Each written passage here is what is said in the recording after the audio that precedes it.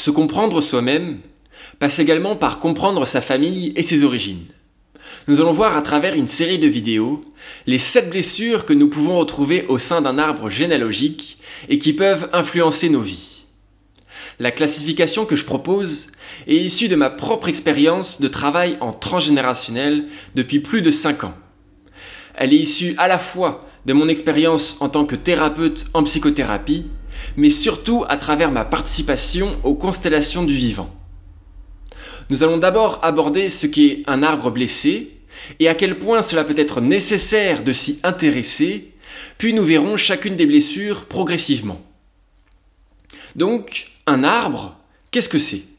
Eh bien, c'est une structure qui représente et organise les membres d'une famille à travers des liens de relations. Et un arbre blessé, eh bien, c'est un arbre où un des membres de la famille a vécu quelque chose de très grave, de traumatique, qui n'a pas été su ou correctement reconnu par la famille. Peut-être que la famille n'en savait rien, ne savait pas comment le gérer, ou en était directement responsable. L'origine des dommages pouvant venir de l'extérieur, mais aussi de l'intérieur de la famille. Pour qu'elles marquent l'arbre, ces blessures se caractérisent par une gravité et une profondeur très importantes. Elles sont souvent caractérisées par une quantité conséquente de violence, d'abus ou de négligence. Par exemple, il peut s'agir d'une mort précoce, de comportements destructeurs au sein de la famille, d'une relation fusionnelle brisée, d'une trahison interne, des maltraitances subies pendant des années, ou des traumatismes graves qui n'ont pas pu être reconnus et donc soignés. Ces blessures ont donc à voir directement avec le vécu de la famille, mais on retrouve aussi des périodes où des arbres ont particulièrement été blessés, comme les périodes de guerre, de dictature, de migration ou d'exil. Il convient alors de se renseigner en étudiant à la fois l'histoire et celle racontée par notre famille. Au mieux, on découvre des informations complémentaires. Dans d'autres cas, on se rend compte de l'histoire de notre famille qui peut avoir été trafiquée ou dont il y a des informations manquantes, et on retrouve alors une sorte de roman familial. Comme support de travail, nous allons utiliser notre arbre généalogique, augmenté de tous les éléments issus de notre enquête, relevant les relations et faits importants. On l'appellera alors sociogénogramme. Ce passage est essentiel au risque de passer à côté d'éléments cruciaux pour comprendre ces blessures. Nous allons donc prendre un exemple. Donc voici l'arbre généalogique de Robert et Marie qui ont eu pour enfant Jean. Donc a priori, une famille classique. Bon, on voit qu'ils sont mariés la même année qu'ils ont eu Jean, mais on va dire, avec ça, on ne peut pas faire grand-chose. Mais on découvre que, en fait, Marie, avant de rencontrer Robert, elle avait un amoureux. Et cet amoureux, il s'appelait Jean-François. A priori, on peut se dire, oui, ok, bon, tout le monde a déjà eu un amoureux avant de se marier. Quelle en est l'importance ? L'importance, c'est que Marie, elle s'entendait tellement bien avec Jean-François qu'elle avait prévu de se marier avec. Mais qu'elle n'a pas pu. Puis en fait, on découvre qu'elle n'a pas pu parce que le père de Charles s'y est opposé. Et là, on découvre, ah oui, c'est pas juste une petite amourette, c'était une vraie relation où c'était prévu de se marier, de vivre ensemble, comme c'était le cas à l'époque. Et donc, on voit que cet amoureux-là, il a une importance beaucoup plus grande que ce qu'on pouvait imaginer. Et que forcément, ça a eu un impact sur Marie. Donc, on ne peut pas dire que Jean-François n'a pas eu d'impact sur l'arbre généalogique de Marie, Robert et Jean. Et Charles est intervenu parce que Marie n'avait pas le même milieu social. Qui était, non, je m'en fiche de l'amour, ce n'est pas quelque chose qui m'intéresse. Ce qui m'intéresse, c'est qu'on ne se marie pas avec des roturiers et qu'on reste une famille d'aristocrates. Voilà. Et on découvre bien que là, ça a dû être une blessure effroyable pour Marie, qui était amoureux de Jean-François et qui n'a pas pu se marier avec. Et donc, on se dit, cette blessure-là, elle a sûrement eu un impact dans sa relation avec sa famille, avec Robert et son fils Jean. Et d'ailleurs, on peut se demander si elle a appelé Jean en pensant à son ancien amoureux Jean-François. Et donc on se dit, en effet, il a l'air d'avoir beaucoup plus d'importance qu'on ne le pensait. Et quel impact cela a eu sur la vie de Jean de porter comme premier prénom celui de l'ancien amoureux de sa mère. Et on se dit, a priori, ça a eu des impacts. Ça transpire qu'il y a quelque chose. Et on avait vu qu'elle s'était mariée la même année qu'elle avait accouché de Jean. Et du coup, on peut se demander aussi, est-ce qu'elle était déjà enceinte quand elle a rencontré Robert ? Ce qui est tout à fait possible. On peut découvrir une autre blessure encore, qui est, on m'a menti sur qui était mon véritable père. Et dans ce cas, elle a sûrement pas choisi Robert par amour, mais surtout par nécessité.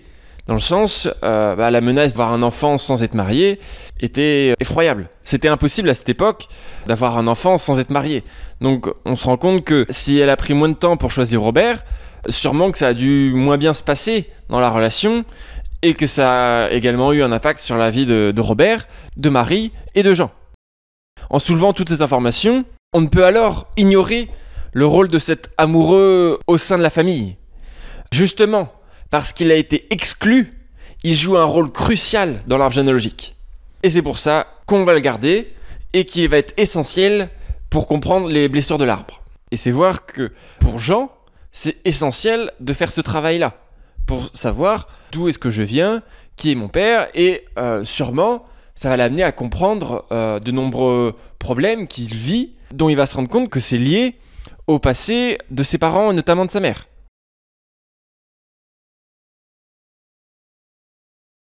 On peut encore se demander pourquoi s'y intéresser. Tout d'abord, pour connaître ses origines, ses racines, savoir d'où l'on vient, ce qui a déterminé la vie de nos ancêtres et qui d'une façon certaine nous détermine. Beaucoup de personnes sont malades, bloquées dans leur vie et ignorent que cela est conditionné par l'histoire de leur famille. Quand bien même en apparence, je peux vivre exempt des difficultés de mes ancêtres, la réalité peut montrer tout le contraire. Par exemple, je peux avoir beaucoup d'argent et être issu d'une famille ayant vécu des famines ou une très grande pauvreté. Je peux alors avoir des besoins de contrôle exacerbés sans réussir à savoir d'où ils viennent.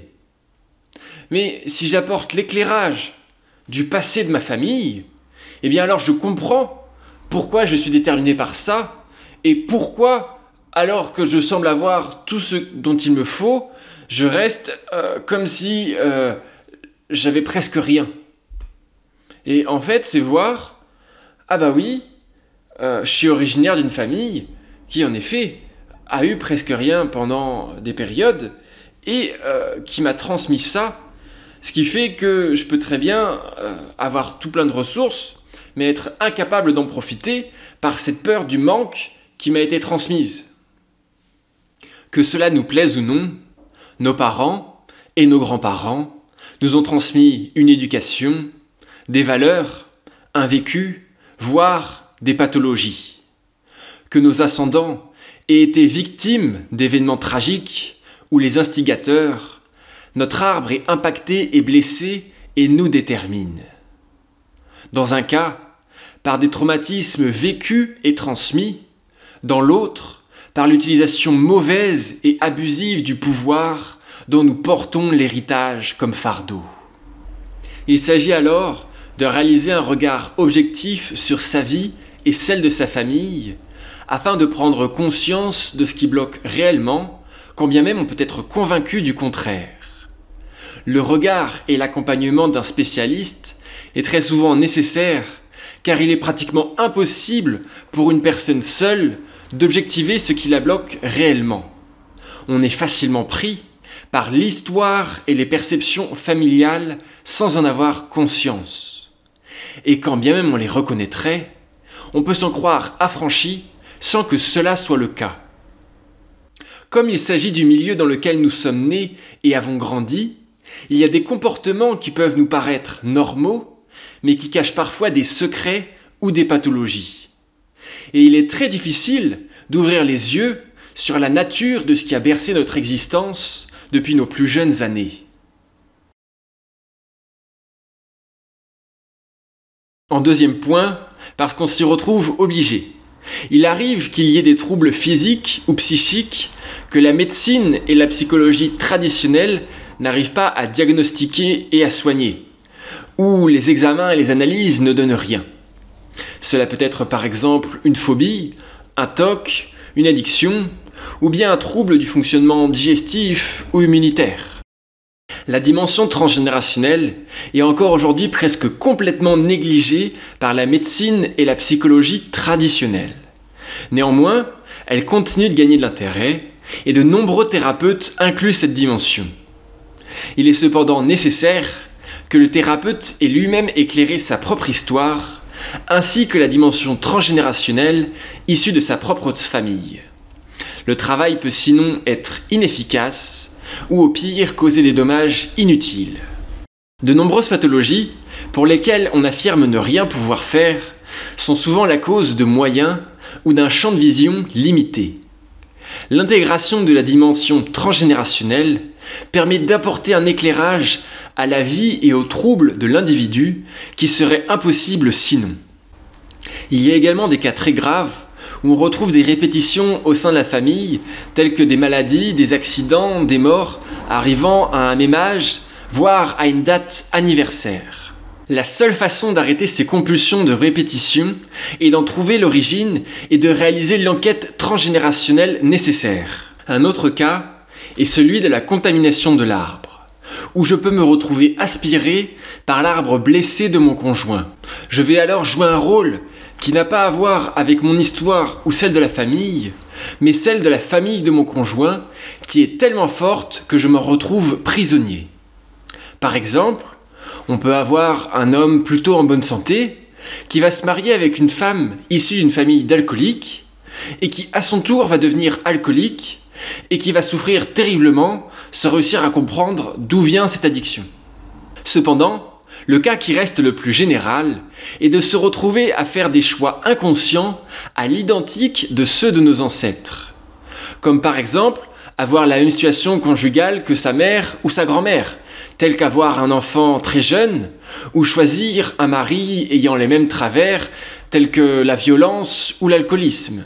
Ce vécu est partagé avec notre ancêtre, tant que sa blessure n'a pas été vue et reconnue intellectuellement, mais aussi émotionnellement. On se retrouve sinon contraint de porter et de vivre cette blessure. Dans une prochaine vidéo, nous allons détailler les 7 blessures de l'arbre, en commençant par l'arbre à trous et l'arbre coupé. Si la prochaine vidéo n'est pas encore sortie, je vous invite à consulter mon site web loikivinec.fr où des ressources sont disponibles et où vous pourrez en savoir plus sur les constellations du vivant. Je vous invite à partager la vidéo et à écrire en commentaire ce qu'elle a pu vous apporter. Je vous remercie, à bientôt.